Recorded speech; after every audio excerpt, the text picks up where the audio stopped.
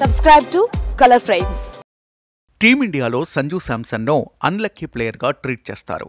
కావలసినంత ఆట సామర్థ్యం ఉన్నప్పటికీ ఆడే అవకాశాలు అంతంత మాత్రమే.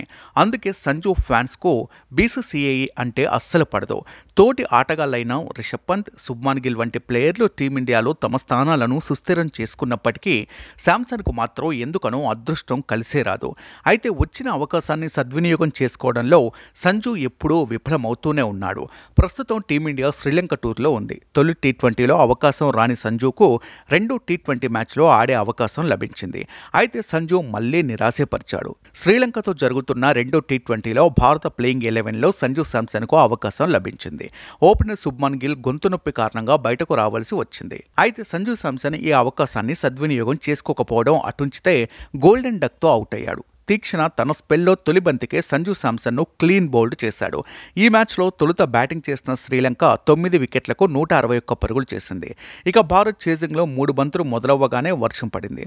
ఆ తర్వాత లక్ష్యాన్ని డక్వర్త్ లూయిస్ పద్ధతిలో 8 ఓవర్లలో 78 రన్స్గా అంపైర్లు నిర్దేశించారు. తొలి ఓవర్లో భారత్ 12 పరుగులు చేసింది. జైస్వాల్ తనదైన స్థాయిలో బ్యాటింగ్ చేశాడు. అయితే సంజు శాంసన్ మాత్రం మరోసారి తీవ్రంగా నిరాశపరిచాడు. రెండో ఓవర్ తొలి బంతికే పెవిలియన్కు చేరుకున్నాడు. బంతి మిడిల్ స్టంప్కు తగలడంతో శాంసన్ గోల్డెన్ డక్గా వెనుతిరిగాడు. భారత బ్యాటర్లలో జైస్వాల్ 30 పరుగులు, సూర్యకుమార్ యాదవ్ 26 పరుగులు, హార్దిక్ పాండ్యా 22 పరుగులతో రాణించారు. దీంతో 3 మ్యాచ్ల సిరీస్లో భాగంగా మరో మ్యాచ్ మిగిలి ఉండగానే భారత్ సిరీస్ను కైవసం చేసుకుంది. అయితే సంజు గోల్డెన్ డక్ కారణంగా బాధపడాలో, టీమిండియా సిరీస్ గెలిచిందని సంతోషపడాలో అతని ఫ్యాన్స్కు అర్థం కావట్లేదు. వీడియో మీకు నచ్చినట్లయితే ప్లీజ్ లైక్ చేయండి, షేర్ చేయండి, కామెంట్ చేయండి.